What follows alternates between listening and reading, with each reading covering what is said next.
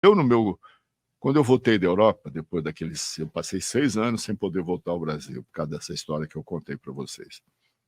Eu fiz um filme como assistente de direção do Kaká Diegues, diretor de cinema, sobre desmatamento. Era um pequeno documentário encomendado pela Komatsu, aquela firma japonesa de tratores, constrói mega tratores, e tivemos que filmar lá no Mato Grosso, numa fazenda, uma das maiores fazendas, para ver os tratores em ação de desmatamento.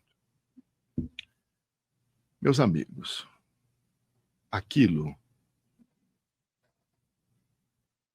Olha, aqueles caras... Se eu tivesse o direito de julgar, eu mandava para o inferno. Porque o que eu vi não está no gibi. Haviam 2 tratores, vou contar bem rapidinho, gigantescos, e uma área toda ser desmatada. Floresta virgem, porque o cara era um insaciável fazendeiro. Soja e cana-de-açúcar, mais do que ele, aí no Cerrado, que ele queria, já chegando no comecinho da Amazônia. Ele já tinha área plantada e desmatada do tamanho do Luxemburgo, sei lá, de um pequeno país europeu. O cara queria mais. Bom, e super feliz, super contente, mostrando o que ele estava fazendo. Um trator era colocado aqui, num lado de uma área determinada da floresta, o outro aqui, e eles eram ligados por uma corrente, um ao outro, mas a corrente era dessa grossura, sim. E o trator era capaz de arrastar um edifício, eram tratores muito poderosos. Então, os 2 tratores eram ligados e começavam a puxar, naquela meia-lua da corrente, todo aquele pedaço imenso de floresta.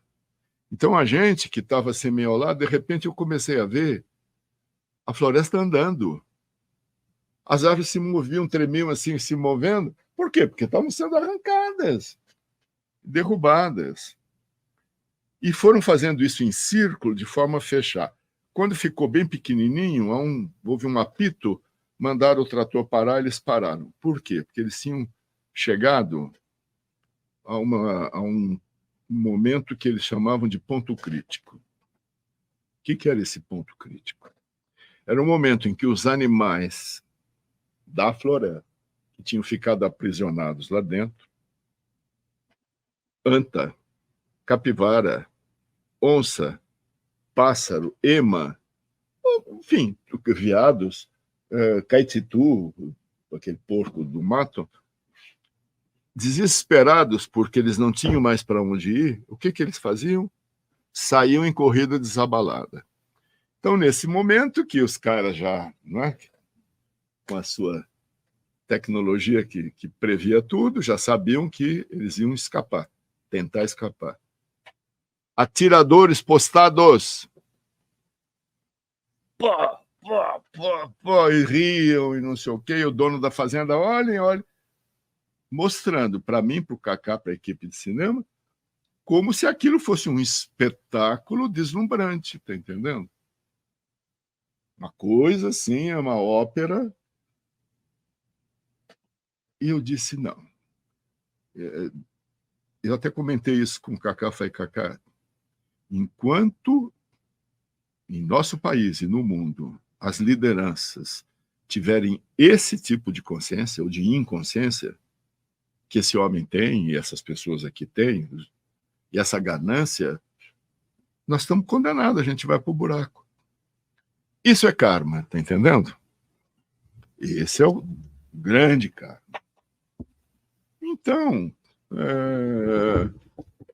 no Rio Grande do Sul, isso que está acontecendo, repito, isso não é culpa dos gaúchos. Isso é uma responsabilidade da humanidade inteira, muito maior, de um estado de consciência doentio, patológico que nós estamos vivendo, que é o de desrespeito à nossa mãe terra, gente. Isso. Muito bem. Vamos ver as perguntas do pessoal, porque senão não vai dar tempo, Samuel. Porque tem o celular aqui para se quiser acompanhar. É que se a gente não abrir para eles, não vai dar tempo. Vai pegar aqui algumas perguntas aqui. Vamos lá. Vamos para nossas perguntas. Pega a pergunta legal, não as perguntas que esses caras querem pegar eu e o Luiz aqui, não. Ó, peraí, que tem umas perguntas extraoficiais aqui ainda. Não, a gente nunca segue a pauta, né? Umas, duas, três perguntas depois e já acaba. Eu tenho algumas notícias para dar em relação às perguntas. Temos poucas perguntas. Então porque o pessoal está muito assim, fascinado com as histórias. E comentando sobre as histórias, e tipo, isso é incrível. Bom, então, sobre perguntas, a gente tem algumas, eu separei. E o resto realmente são comentários. A primeira pergunta que a gente teve foi antes de começar a live, da Joby. Ela diz assim: poderia deixar nos comentários o nome do livro e autor que teria usado pela primeira vez o nome Sananda? Lembro que o senhor disse em outro vídeo que era um autor americano. Não falei isso não. Ela deve estar confundindo. O que eu falei, e isso falei em várias lives, Sananda é uma expressão do sânscrito, da expressão sana, que é brilho, algo brilhante, com Ananda, ou a Ananda, que é um estado de bem-aventurança. Então, quando você fala Sananda, raio de bem-aventurança ou brilho de bem-aventurança. Então, muitas pessoas aqui no Ocidente começaram a chamar Jesus de Mestre Sananda, significando alguém que vem como um raio do céu, um raio de Ananda entre os homens. Então você pega a Terra em sua rotação, você imagina um abismo aqui, Samuel, e tem uma greta.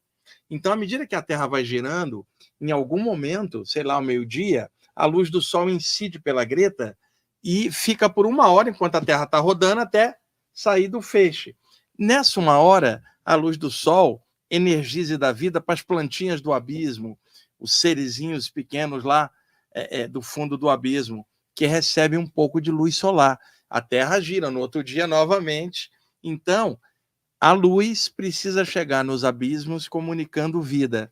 Então, o que se imaginou? Um grande ser é como um raio que vem do sol, do eterno, que é Deus, iluminar o abismo dos homens. Ele vem, ilumina e volta para o ponto de origem, que é a luz. Então, nesse sentido, Jesus é como um raio de bem-aventurança vindo do alto, chegando no abismo da ignorância dos homens.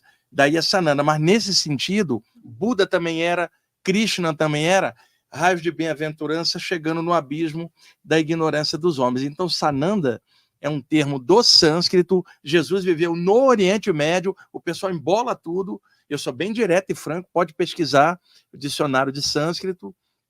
A expressão surge na Índia, quer dizer, não tem nada a ver com Jesus, tem mais a ver com o Krishna, praticamente, ou o próprio Buda, que viveu também na Índia, do que propriamente a Jesus, mas teria a ver no sentido de grandes seres que vêm como raios de luz no abismo da ignorância humana, como raios de bem-aventurança ou brilho de bem-aventurança. Sananda não é um nome, é um título que você dá a alguém que é um grande mestre que desce como um raio.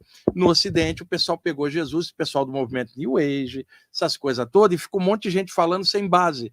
Pega o dicionário de sânscrito e vê a palavra Sananda, é a origem, né? Então, eu acredito que foi isso que ela perguntou. Qual é a origem? Não, a origem é o sânscrito. É só pegar um dicionário de sânscrito, conferir a palavra Sana e a palavra Ananda, juntar.